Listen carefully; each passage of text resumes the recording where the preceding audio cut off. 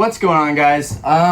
Hopefully short video today. I know I always say that, even though some of you love the unedited, raw, rant style stuff, this long form video style, but this should be a short video. Hopefully I don't rant too long here, but whenever you guys have requests, whenever you guys leave comments or send a message in the Discord on stuff that you'd like to see, I want to try and act on that. So if there's content that I can make, if there's something you guys want to hear about or that I can talk about or speak to in my personal experiences, I'm going to try and talk on that stuff. A lot of great questions in the Discord. If you guys have not joined the Discord, go ahead. There's a link in every video below for the Discord. We talk about Pokemon stuff every day. People show off their favorite cards, etc. So what I want to talk about today is something someone requested, is for me to talk about how I got back into collecting, how I started collecting cards again. Now, for some people, they were in the Pokemon card hobby or just TCG in general, Magic, Yu-Gi-Oh, Dragon Ball Z, Digimon, Pokemon, all that good stuff, right up from its inception. For me, that was somewhat the case. Not so much with Pokemon, and we're going to go into that. So, when I was a kid, and bear with me, I've talked about this in lives, but I've never actually done a official video on it, and I figure where the subscribers are at right now, is a good time to share. It's a pretty decent audience size, and maybe you guys will appreciate it, and getting some insight and, you know, my life as far as collecting Pokemon cards, or TCG in general, for that matter. When I was a kid, all of the friends that I had, and I had a bunch of great friends. I want to say nerdy, but just great friends. I had a bunch of great friends as a kid, amazing people, great families. I honestly never had a bad experience going over to any of their houses, playing cards, trading, what have you. But I had a bunch of friends. This story does not start with just me being interested in cards. I had a bunch of friends, they were all interested in cards. They were all playing cards, their parents were buying them packs and decks, and they were always opening stuff, and, you know, whenever, you know, I would see them at elementary school, or at camp, or after school, kind of daycare, if you will, they always had these awesome cards, and they were Pokemon, and then they gradually became Yu-Gi-Oh! But during the Pokemon era, during, you know, 99, 2000, 2001, 2002, I really didn't have that much of an influence in terms of Pokemon. Like Pokemon wasn't as influential on my life, is what I'm trying to say.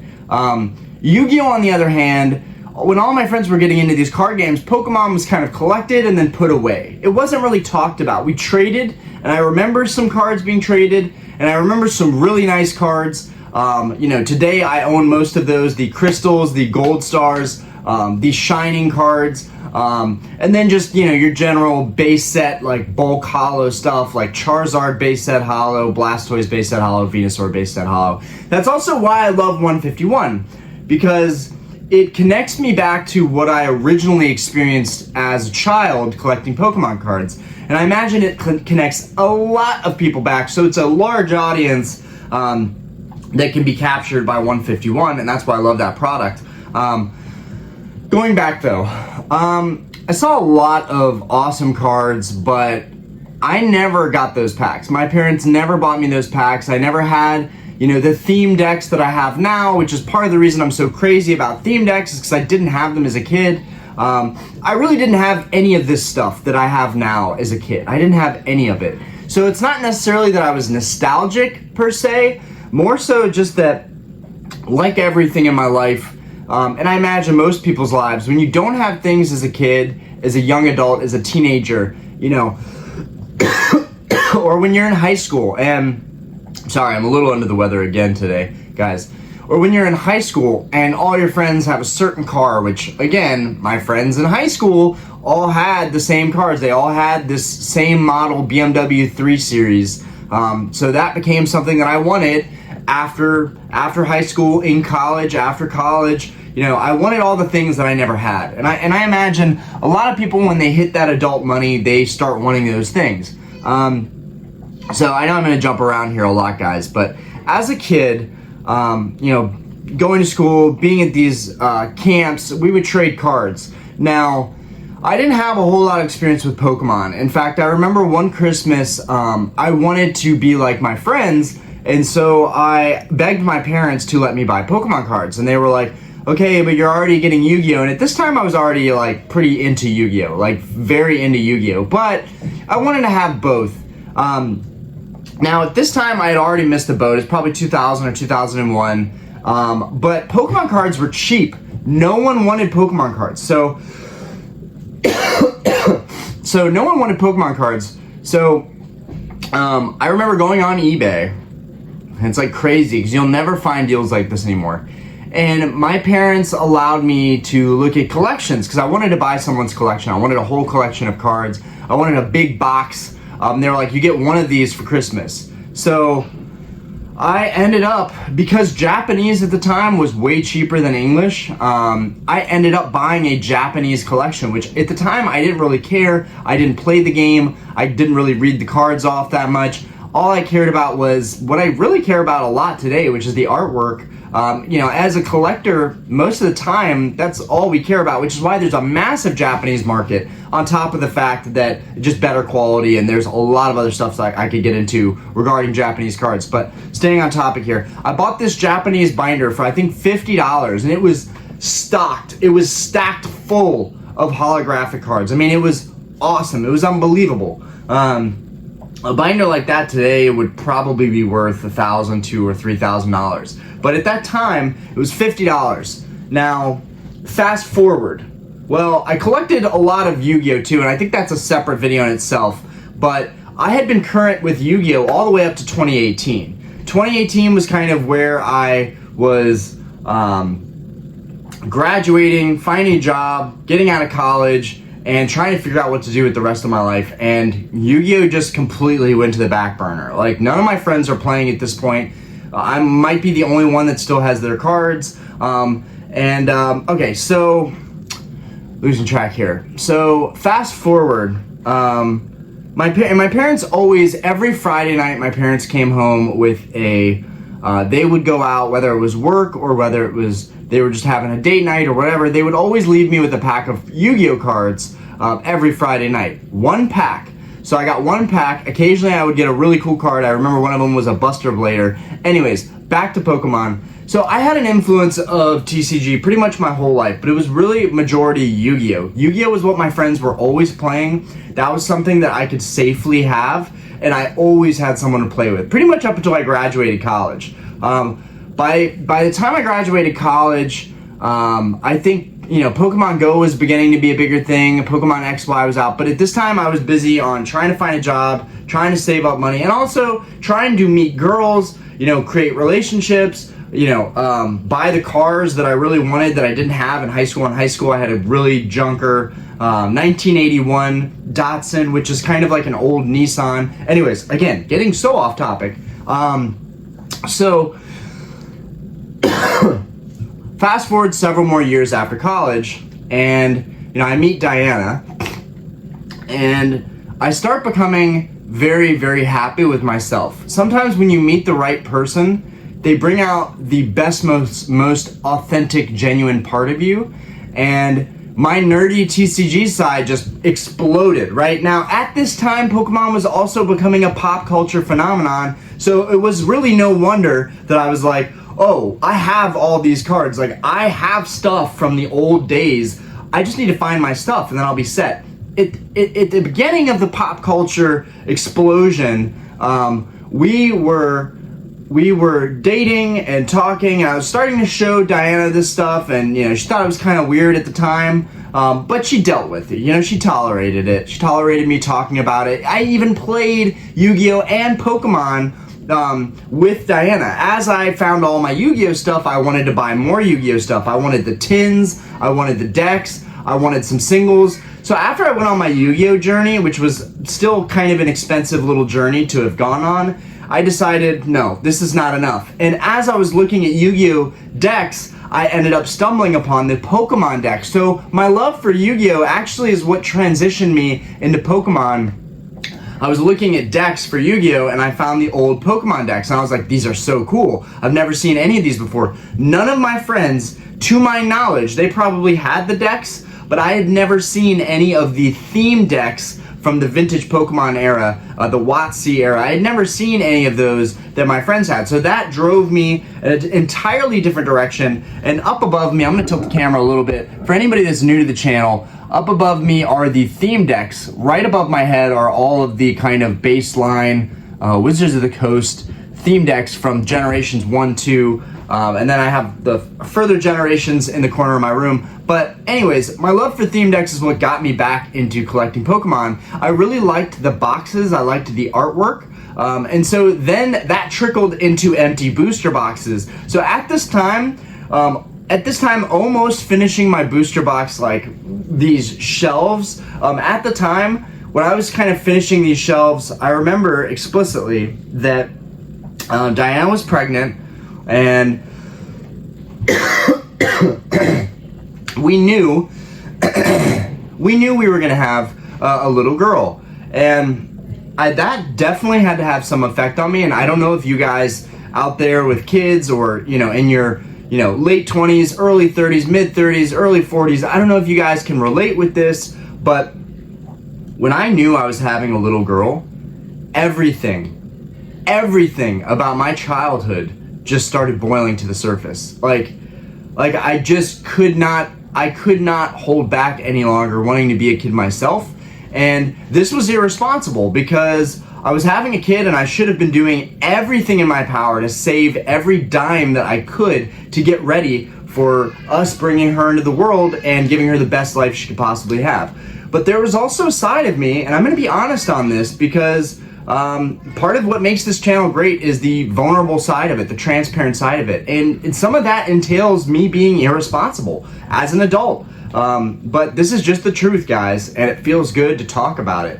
I knew that if I was gonna collect cards again, or if I was gonna go down this road again, I knew that I also wanted to share it. I knew that it was just too much of a burden on myself to have all this stuff in a room and just to look at it and have no one know about it, no one to share it with. None of my friends at this point, like 3 years ago, no one that I know is into Pokemon. No one that I know is collecting cards. It's insanity to do that, right? And also I want to add that I invested my life savings into a company that I'm still waiting to turn around in the stock market. And I was looking also for an alternative thing to put my money in. And collectibles, I don't know where that massive fly came from, but collectibles was one of those things that I was like, maybe this could be a good market to invest in and also collect. It was a win-win for me, because I got my childhood, and like so many other people getting nostalgic, there was a huge boom in like the retro collectibles market. So here I am getting into cards, trying to convince Diana like this is not going to be a waste of time. And I'm talking about this stuff, and we're playing, let me adjust this a little bit. We're playing with all of the theme decks, and every night I'm like begging Diana, and she's pregnant right now. She should be doing nothing but resting, but I'm begging her. I'm like, can we please play like some games of Yu-Gi-Oh cards, some games of Pokemon? And God bless Diana's heart, because she was willing to learn these games, and they're not complicated. We were playing very basic old style Yu-Gi-Oh decks and old style Pokemon decks. So it was very, very easy, simplistic stuff. It's not like the meta that we have now, where it's super complex and there's all these strategies, and you can pretty much in 2 turns beat someone in Yu-Gi-Oh, and in a few turns beat someone in Pokemon. And I think Pokemon has still stayed pretty consistent as far as the trading card game. It's still a pretty easy game to get the hang of, whereas Yu-Gi-Oh is in a whole nother realm. There's a lot going on with Yu-Gi-Oh, and I'm not going to get into that. But that was also a big reason why I stuck with Pokemon, is that it stayed consistent. Yu-Gi-Oh had all these reprints. It didn't seem as investable. The prices just weren't moving the way Pokemon prices were. And so for me, while I loved Yu-Gi-Oh way more than I loved Pokemon, Pokemon made way more sense for me to go after. And I also didn't have it. So it wasn't like I was going after stuff I had already had as a kid. Pokemon was stuff that I never had. Now, I did have some 2002 or 2003 to 2007. I had some of those theme decks. I definitely had the Ruby Sapphire theme deck, so those I hold very dear to me. I didn't have any booster boxes. I may have opened a couple packs, but I didn't have a lot of stuff from those eras, which is crazy, because I was still kind of collecting Pokemon at that time, and I could have bought more of that stuff, and it would have been so worthwhile to do so. One of my biggest regrets is that I didn't stick with this hobby, but it's okay. We've been back about 3 years now. It feels amazing to say that. I just want to get more time under my belt so I can feel like I really belong in this community, in this hobby. I think there's a lot of gatekeeping that goes on, and there's a lot of people that just feel like you don't know what you're talking about. You know, you don't know enough about this hobby. This is wrong. That's not factually correct. Yeah, I'm not an expert, but I'm learning as I go and trying to spread that knowledge and information, and also just make it a fun hobby that other people can join in on and hopefully enjoy the channel and appreciate the channel. But okay, so I'm collecting all this stuff. Diana's playing cards with me and just being extremely supportive. And one day Diana is just like, I think you should like I'm talking about the YouTubers. I'm talking at this time, COVID. This is the COVID pandemic era. A lot of people are streaming. Streaming is huge and everybody's really doing it. And Diana's like, honestly, you will not shut up about this stuff. You talk so much about this stuff, you need an audience.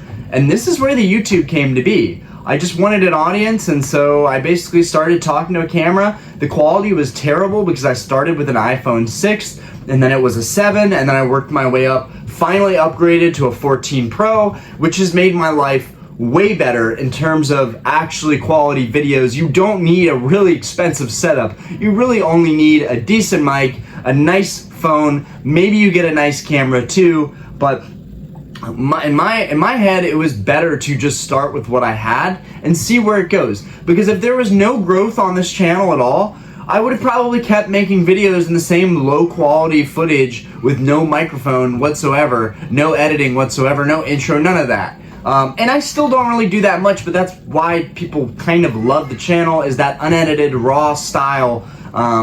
So I started YouTube, and when I started YouTube, that's where things got really crazy. That's where I was like, okay, I've got to have everything now, because now I'm recording everything. I want to be the very best. I literally told my mom and my wife, Diana, that I want to be the very best, that I want to be the master, the Pokemon master. Now, as ridiculous as that sounds, it's the truth. It's the truth, and it's still the truth. I still want to complete every single Pokemon set ever. Right now, I've been blessed with, coming in and very seriously collecting Modern in the Sword and Shield era. So I have most of those sets worked out, but I still need to do Sun and Moon and then go backwards from there all the way to 2009. I have 99 up to 2009 right now that I'm working on.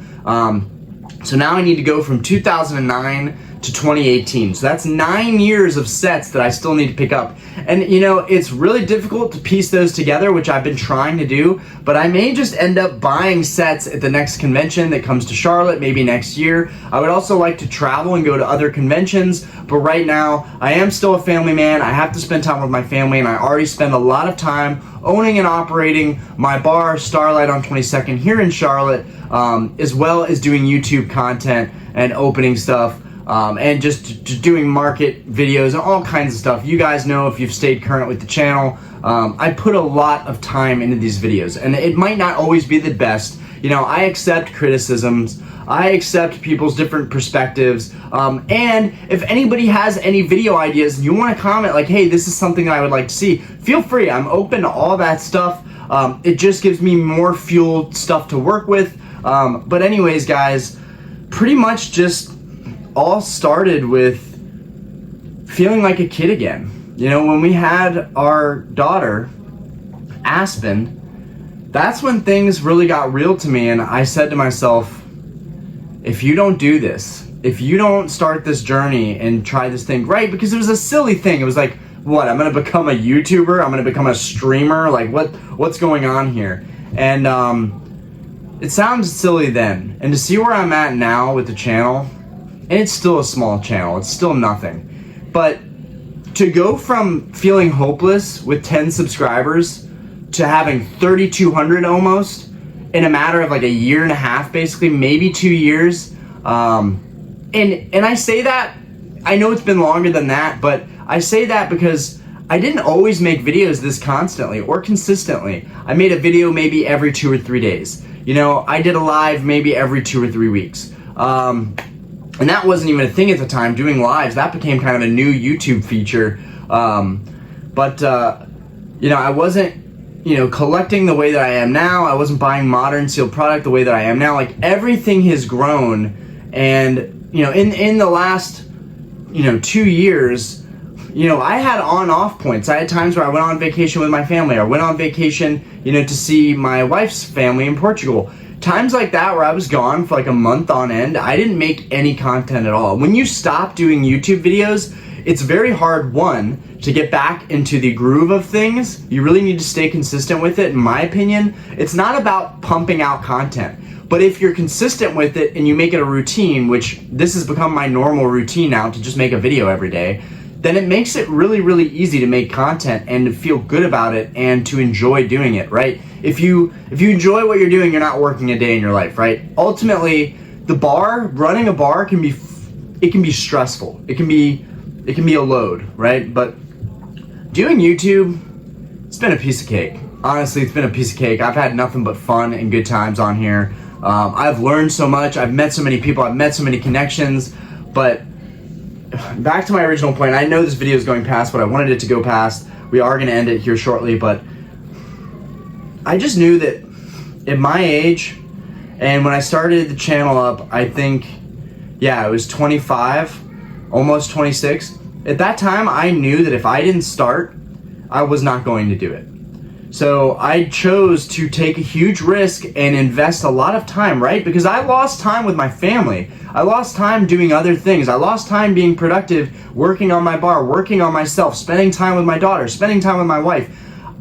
This is the real truth. Like, this is the reality of doing YouTube. And this is a little bit dramatic, bear with me, but I lost a lot of that time and I can't get it back. But it wasn't in vain. This channel grew at a pace that I would have never imagined and grew into something that I would have never even dreamed of. I'm really, really happy and very thankful for y'all's support and just appreciating the content that I make and feeling like, you know, even like getting messages like, you're my favorite YouTuber. Like, guys, you have no idea how much that means to me. Seriously, you have no idea how much that means to me. That is a dream. That is the dream. And, you know, more and more I've like taken a step back from like thinking about selling cards and trying to, you know, time the market and buying products. And I'm just like, I need to just be focusing on making videos, whether that means market talks, opening product, talking about a new set, you know, explaining things from my perspective or my opinions on certain products or certain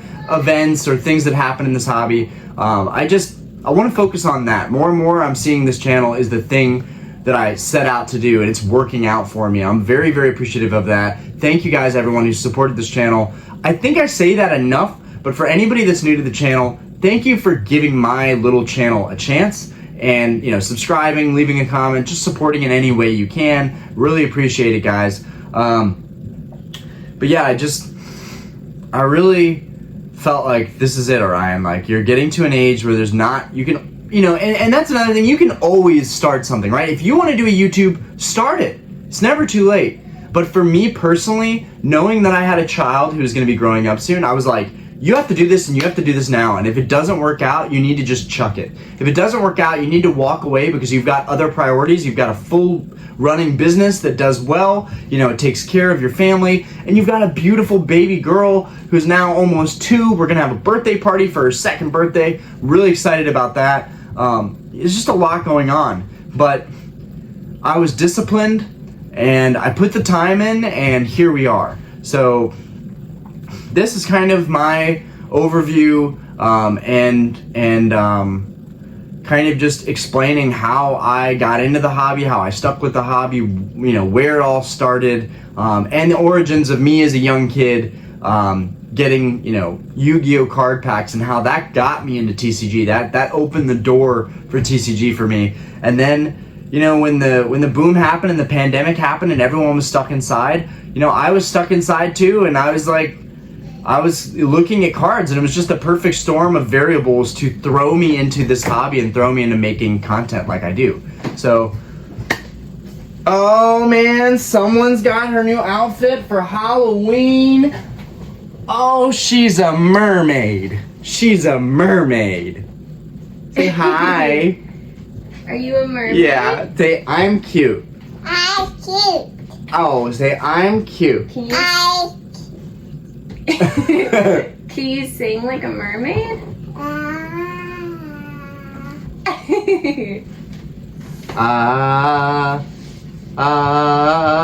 You try. Your turn. Can you sing? You're I'll wait cute. to see if it fit her. Alright guys, as you can see, need to get back to spending time with my family. I appreciate you guys so much, and if there's anything that I kind of forgot to mention, if there's anything that you want me to touch base on, if there's anything that you want to know about me, about, you know, how I got into collecting, any of that good stuff. Dolphin. Oh, dolphin? I don't know where dolphin is. Just let me know. Just leave a comment. Anyways, thank you guys so much. Peace out. Say bye. Say bye. Say bye-bye. Say bye-bye. Bye, everybody. See ya. Have a fantastic day, everybody. And we'll do some 151, or we'll open the heavy hitters box soon. We've got stuff coming.